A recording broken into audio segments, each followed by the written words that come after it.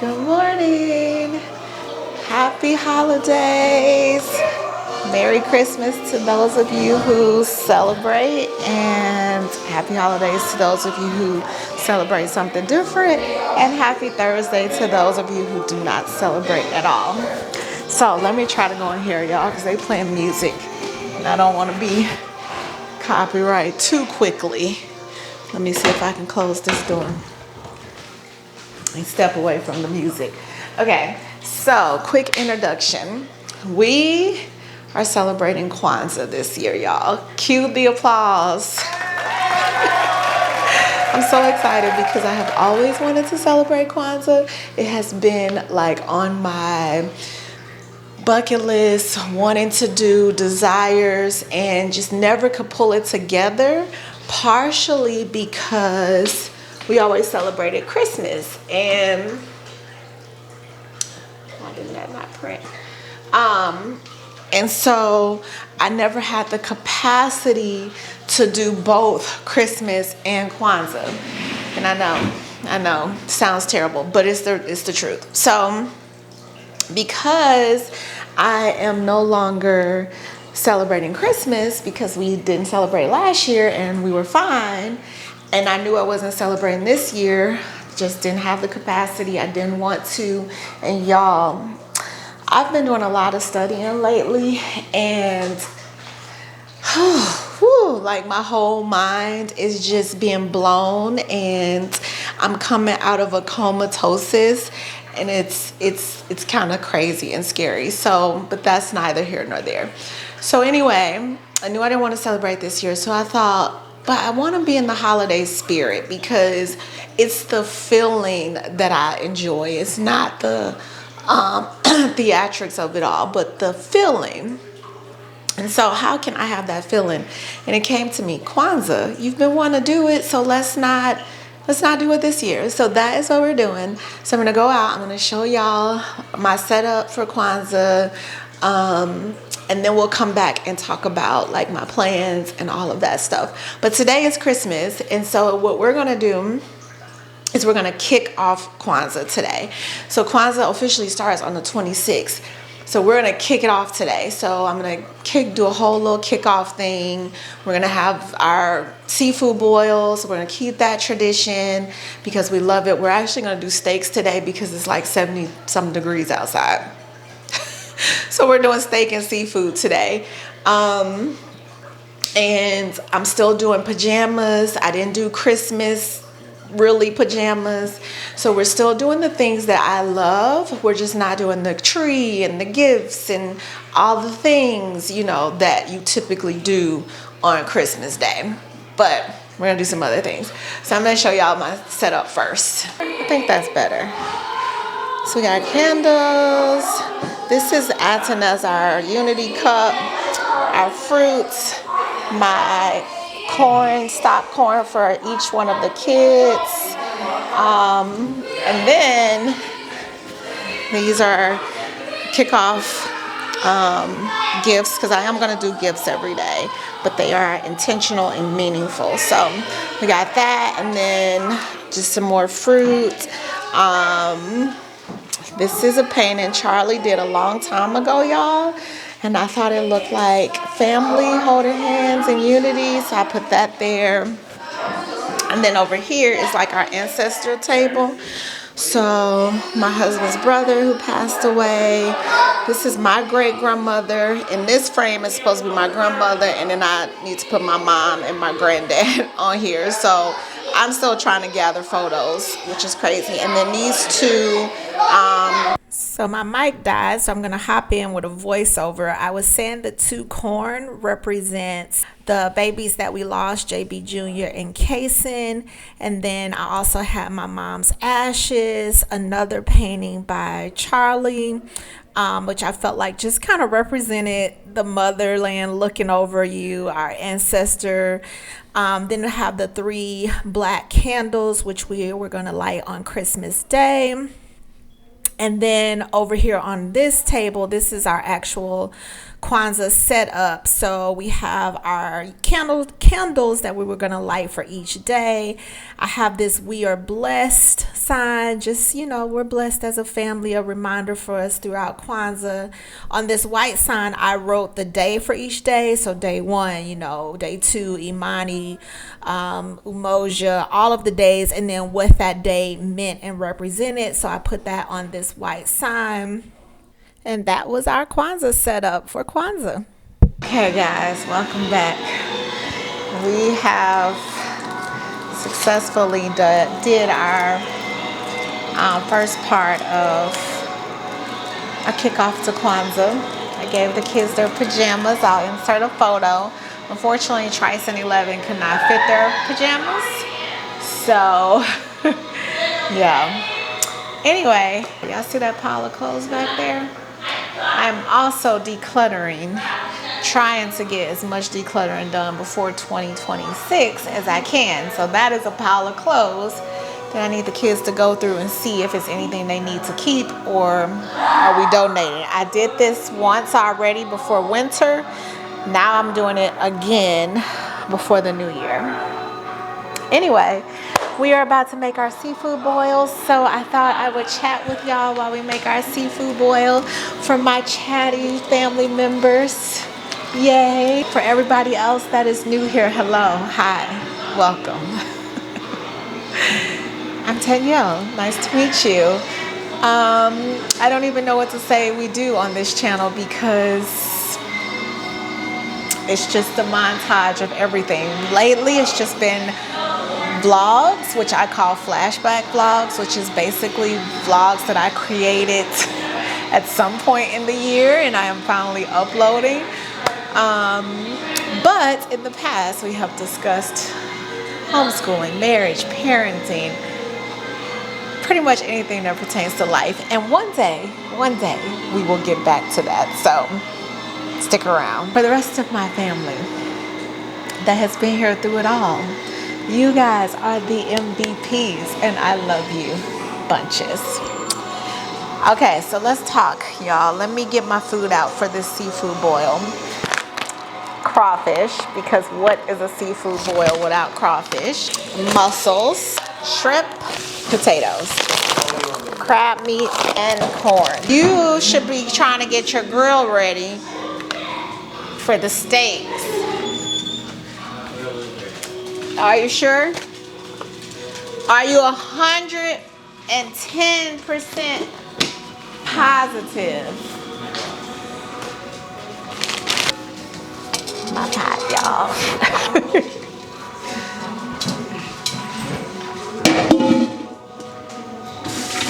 So this is my current setup for cooking. My 2 big pots. These are the biggest pots that I have.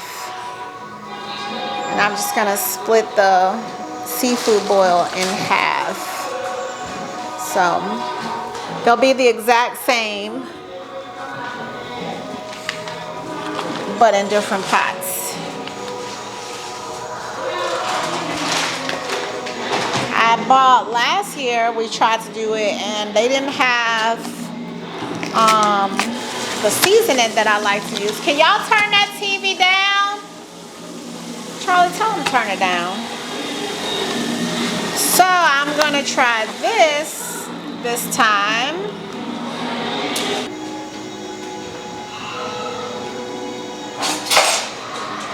Okay.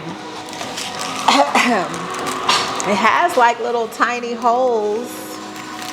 Can y'all see it in there? So I assume that that's what it was supposed to do. So I'm gonna add that and my seasoning. So I'm gonna add all my seasonings in here. I'm pretty much doing Old Bay, some sea salt, lemon pepper, garlic, accent salt because I put this on everything, and a little bit of cayenne pepper and some regular pepper. So I'm just gonna start putting this in the pot. And wait on this other pot to start boiling.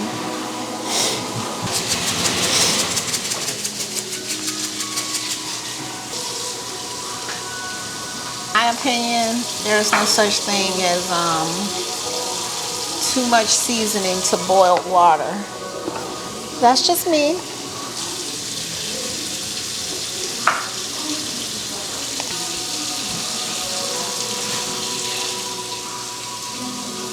I'm gonna go heavy on the Old Bay.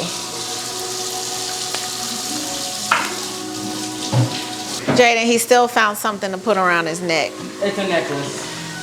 Okay. He can't help himself. He can't. It's gonna, Jaden, it's gonna get tighter as the day goes on.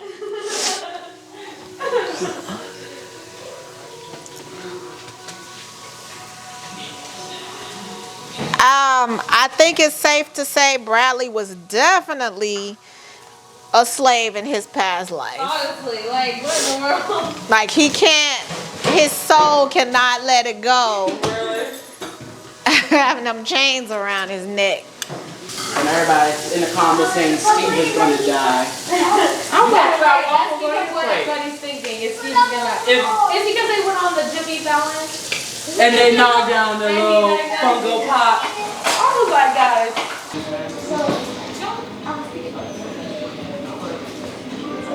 What do you mean I'm liking this? Potatoes are cooking. So while the potatoes cook, let's chat about what inspired me to do Kwanzaa this year. So, y'all, I've been reading this book. First of all, I read James, which is so good. If you haven't saw my quick review over James that I did on Instagram, go check it out. It is in my highlights on my stories under book reviews. One of my goals is to sit and do like full-fledged book reviews on my YouTube. That is something I really want to do, and I'm hoping that my life will permit the time to do it, or that I will just make the time to do it. So anyway, I read James, which is so good. So good. It is the prequel to Tom Sawyer. So if you read that, it's the prequel to that book. So that was the beginning of it all, like reading James and that whole thing. So I read that. Then I read the biography of Frederick Douglass. Another excellent read. Reading that, I'm like, okay, this is just continue. Like, we need to go. And then somebody recommended that I read Stamped from the Beginning by Ibram, I think it's Kendi, something like that. I'll leave it here, the author, because it's two versions of it. So I'm still currently reading that because it is a heavy read, but I'm about halfway through. And then reading that book, which Stamped from the Beginning, is about racism through the centuries. So basically covering racism from the 1400s to the present day. So in reading that book, it's just been so heavy, and I've been like, so on top of that, let me like slow down. On top of what everything that is going on in the world, in the US specifically, things have felt heavy, and they haven't felt the same. Having the administration that we have, and seeing, like, I've always seen the realities of our country, but it's also been really easy to ignore it. It's been really easy to ignore it. Like, you'll see it, but then you can ignore it. You see it, then you can ignore it. But with the current administration, it has become virtually impossible for me to ignore. And so there's been all of that. Then I did my trip to South Korea, and being there and being in a country that is only Koreans. I mean, I saw probably 3 white people and 2 black people. And, you know, of course I'm exaggerating, but literally hardly any other races. Being there and having tour guides and going to the temples and talking to them and talking to the natives and understanding their history and the history of Korea,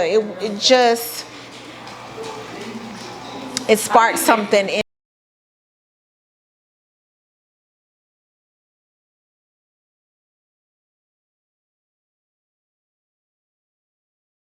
probably should set a timer. Let me get my timer. I'll be back. Highly recommend this timer. Okay. That way I can start adding my my next drop. How did you get mommy's Grinch socks? Yours or are they longest? How y'all want y'all steak? Well, they're like big. She's been working so hard to collect those. Yeah, on the floor in the laundry room. Major! Those are mine! Don't worry, guys. Mommy stole my red pair. A Grinch socks? Hey, that completed my collection. I thought you got it on your own and you stole Bradley. Those were worth like $3,000 until you wore them. Theoretically, I bought those for Bradley because we bought the Grinch box. I thought you were watching the Bradley, what kind of socks do you have? Bradley! No, he didn't get none. Mommy took them. And she's like, thank you. Major. What colors he got on the yellow ones? Oh, that's... Yes, one pair. I just ate that Grinch box. He has one yellow and one what? That's his regular They only socks. had one pair of yellows, and they were worth like $2,000. I thought red was the rarest and hardest to get. What does that have to do with the fact that you're literally wearing my socks? I'm like, all my socks are disappearing. I got one of your Minecraft socks in my room right now. I thought he had my sock, but thought it wasn't. Please return my sock when you finish with it. That'll have a whole hole in it.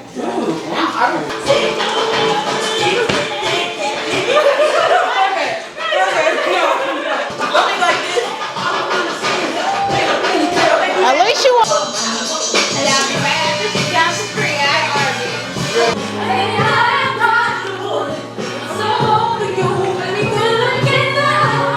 Happy Kwanzaa Day 1. We are going to be lighting our unity candle today. I actually totally did not finish recording yesterday because life. Can y'all see me okay?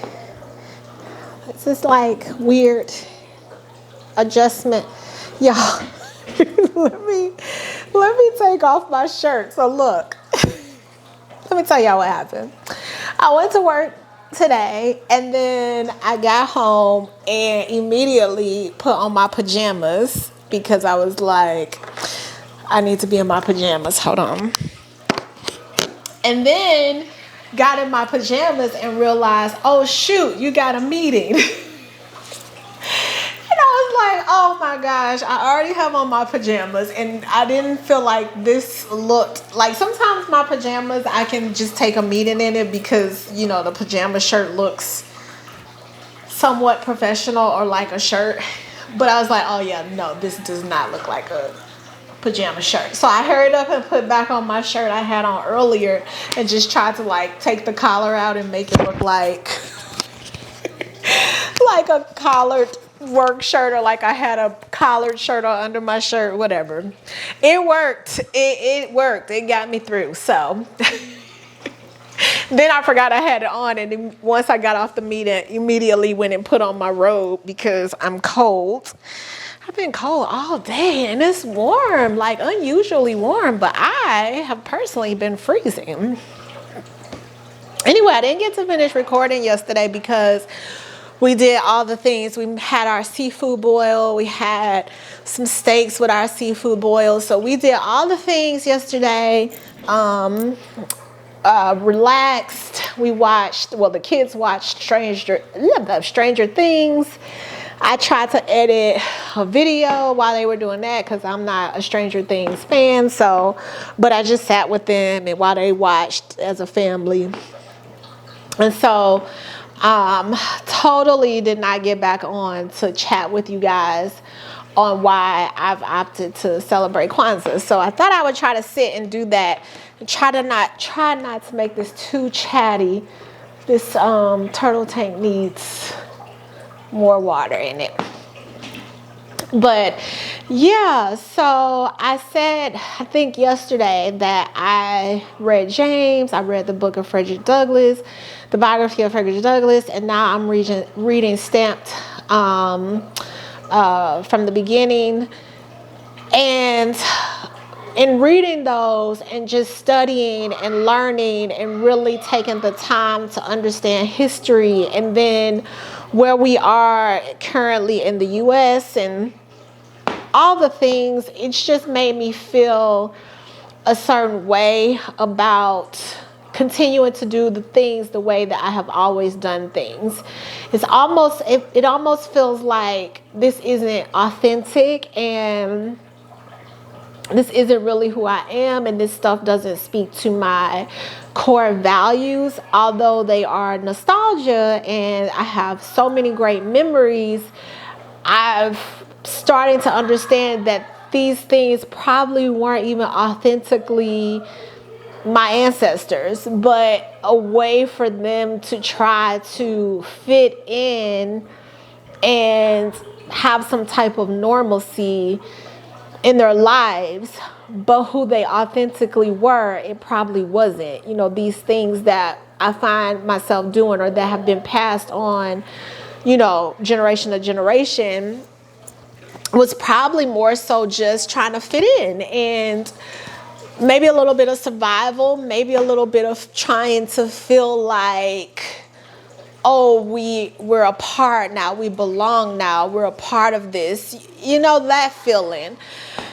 And I don't want to continue that. I don't, my kids, y'all, I don't want to do things because we're supposed to do it. You know, in the book Stamped from the Beginning, he talks about how, you know, slaves were told to be quiet and be meek and be mild and make sure you don't draw too much attention to yourselves, because if you're too loud, then you're barbaric and all the things. And I see how that still shows up today for Black people. How, you know, if we're loud, it's all the things.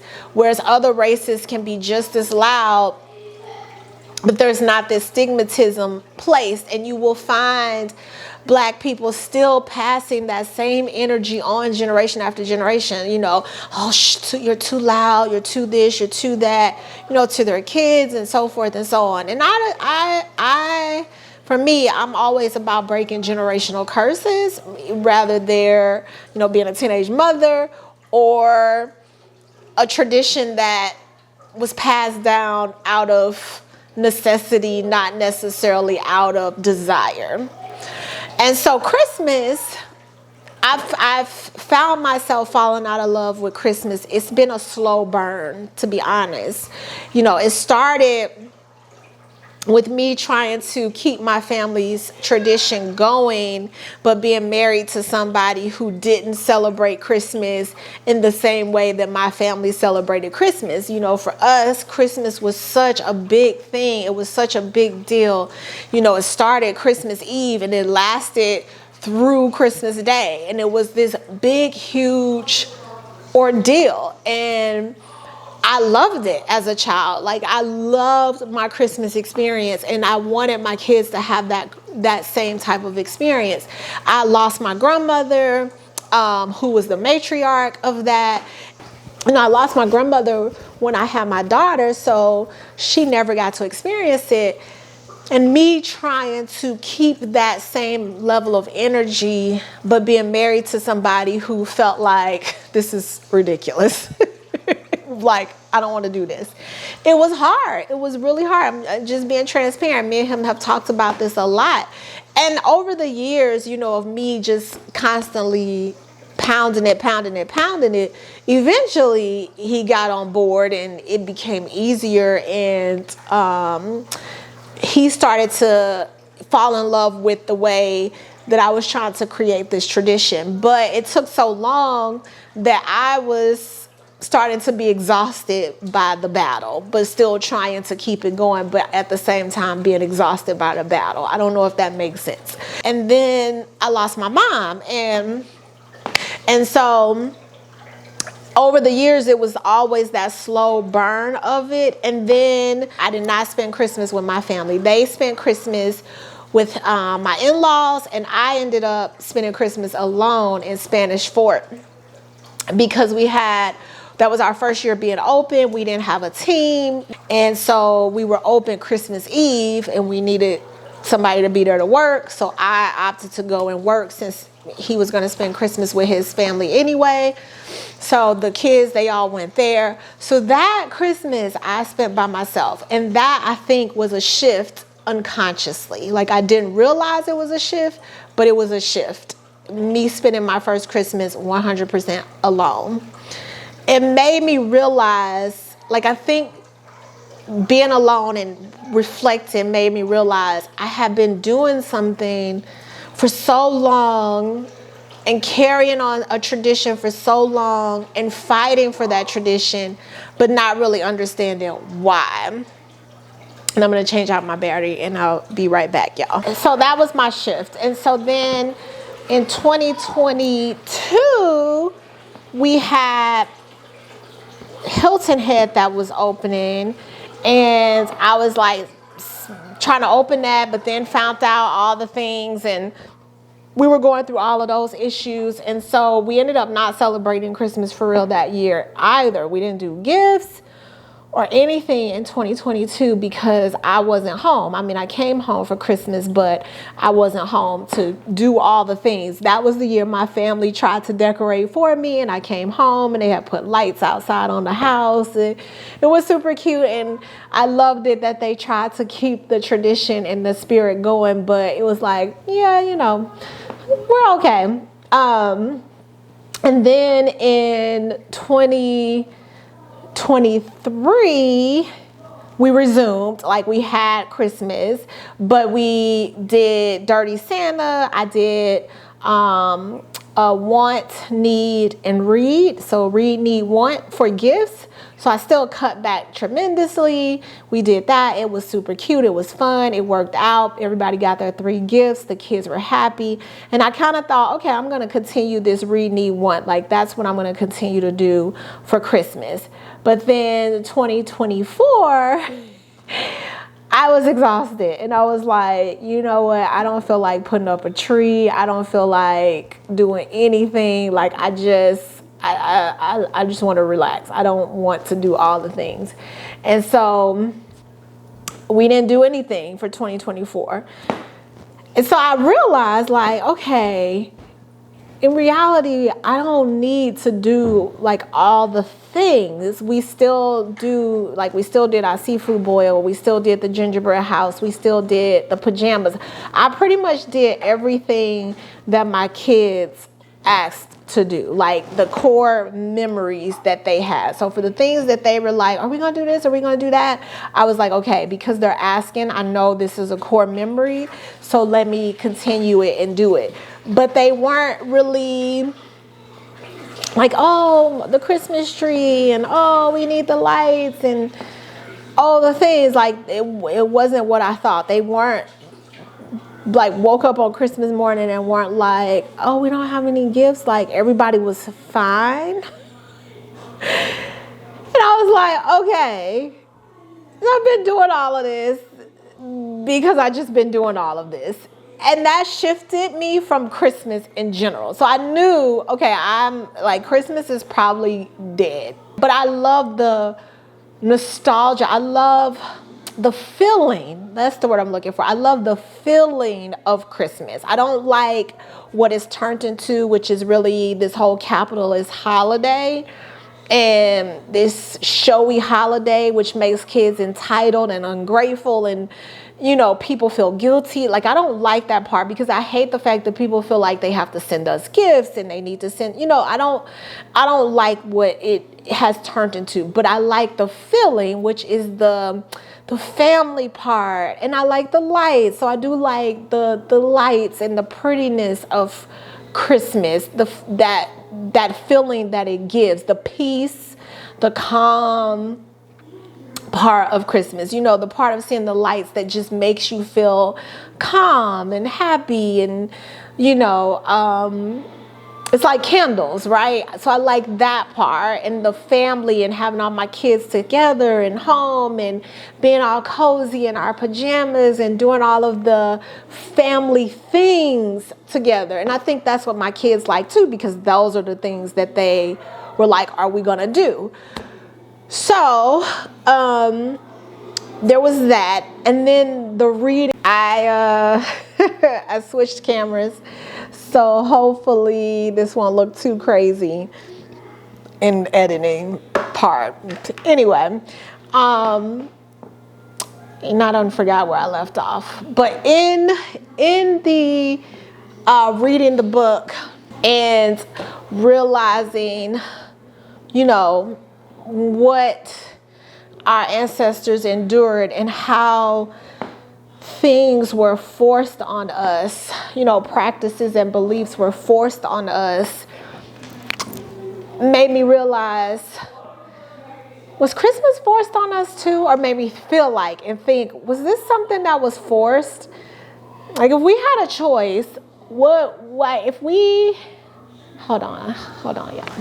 I'm really struggling with this lighting. Anyway, it's like orangish, I don't know. And I'm not gonna know how to fix it in post edit, so say a prayer. Going to Korea, I was saying this yesterday, and seeing what it looks like, even though Korea dealt with, you know, being invaded, they dealt with colonization from Japan, and, you know, Japan trying to force Japanese culture on Koreans. And then, of course, Korean War, the whole North Korea thing. So, of course, they faced adversities and invasions and colonization. It hasn't been like America, and it hasn't been like Africa and what Black people or Africans endured and indigenous people, Native Americans endured. This is still, South Korea is very much so still intact, and the Korean culture is still very much so intact. They know who they are as a people and culture. There hasn't been a complete gut of their culture, religion, belief, values, morals, who they are as a people. That has not been completely stripped and ripped from them. And I asked this, we had 3 tour guides while we were there, and I asked each one of them about it, you know, because it was so fascinating to be in a country that was 97% of that particular culture, and to see how they functioned and operated without having all of these other cultures around them, and not being, like I said again, dismantled. And so it made me think, like, as a Black person with African descent, if I never would have been here in America, what would my culture be? What would my beliefs and my practices be? And I know I may not ever be able to fully know or even conceptualize or even regain that, but it opened that door of wanting to know and understand. And so for me, I said, okay, I gotta figure out how to, and I think this is what happened with Black culture, and honestly, every culture that's in America, because this is a freaking, what is the word, y'all? Melting pot and hodgepodge of cultures. And so I think what ends up happening is, as Black people, we try to take a little bit of this and a little bit of that and a little bit of this and create our own culture, which is beautiful, and I love the Black culture. But there is a level of being lost in doing that. Like, there is this part, for me anyway, of feeling like, I don't know, some ickiness. And so I wanted to start to figure out, how can I reincorporate some of the roots, even though Kwanzaa is not native to Africa. But I understand what the attempt was with Kwanzaa. I understand what his goal and his purpose was with Kwanzaa. And so that led me to be like, you know what, I'm going to give it a real effort this year. We're not doing Christmas. And I've always wanted to try Kwanzaa. Since I was little, y'all. Since I was little, I've always wanted to do Kwanzaa. So I've always known about Kwanzaa. It was never like something I didn't know about. I remember being, I want to say like 16, 17 and trying to do Kwanzaa for my family, and they all looking at me like, what in the world, girl, what are you doing? And of course, couldn't do it. But it's something I've always really, really been interested in and wanting to do, but couldn't because Christmas was so all-consuming. Like by the time Christmas is over, you are done. Like you are done. But now I don't have that pressure of Christmas anymore. And I was like, well, now's the time to really be able to focus. And so that is what I have tried to do, or what I'm trying to do. And that is why, my very long explanation on why we are celebrating Kwanzaa and, how we got here. But my hope, y'all, is that at the end of this, that maybe we will have a new tradition that is beautiful and that we feel really good about, that is giving the feelings that we wanted to give without the capitalist and worldly part of it. Because there's so much worldliness in Christmas. And I say worldliness not from a religious standpoint, but just social, like a social pressure to perform is what I feel like Christmas has become. And so maybe we can step out of that and step into something that has more feeling and meaning and togetherness and real good heartfelt tradition. Like we know why we're doing it. Like there's some real purpose and meaning behind it. I've already thought about ways to expand this in the future. Like I really want, with the days, I really want us to get out and do these things in the community, like give back in some form of capacity with each day. And so because I started too late, I don't know if I'll be able to incorporate the community part in a lot of the days. But now that I'm just putting my feet in it and seeing what the flow looks like and really learning, I feel like next year I'll be able to be better prepared to do that. Because how hard is it to say we're going to go volunteer and feed the homeless? Not hard at all. So yeah. That's how we're here, and that's my hope and my goal. So today is day 1, which is Umoja, and I hope I'm saying these names right because it is Swahili. So I might be saying stuff all the way wrong, but I've been trying to practice my Swahili and saying stuff correctly. But we're going to, once Lonnie gets home, I came home early from work, so once he gets home, we're going to sit and do the discussion of Umoja and talk about it with the kids and explain it.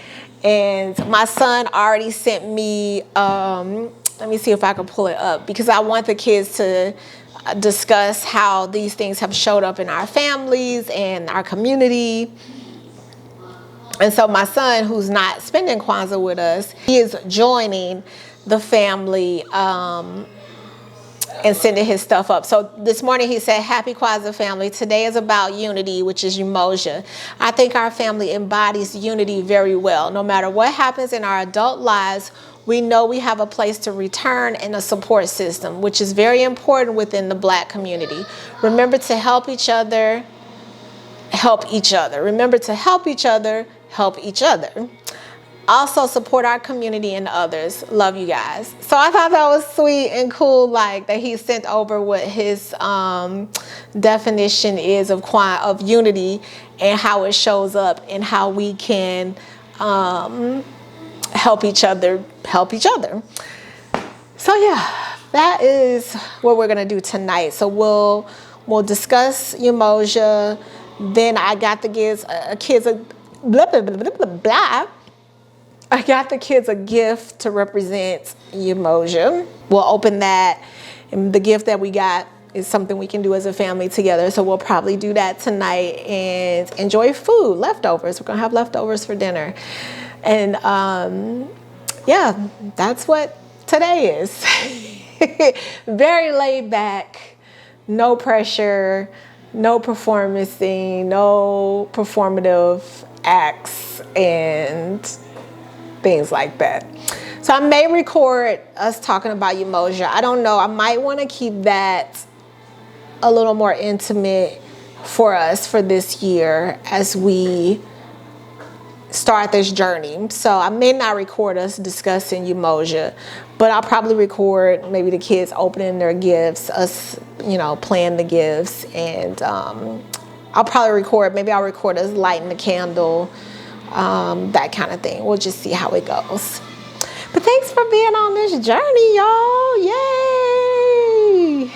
Okay, I'll see y'all in a minute.